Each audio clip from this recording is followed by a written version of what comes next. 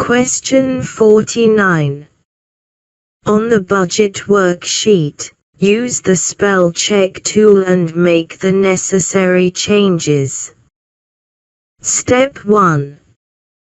On the Review tab, in the Proofing group, click Spelling. Step 2. Click the Change button until all misspelled words are corrected.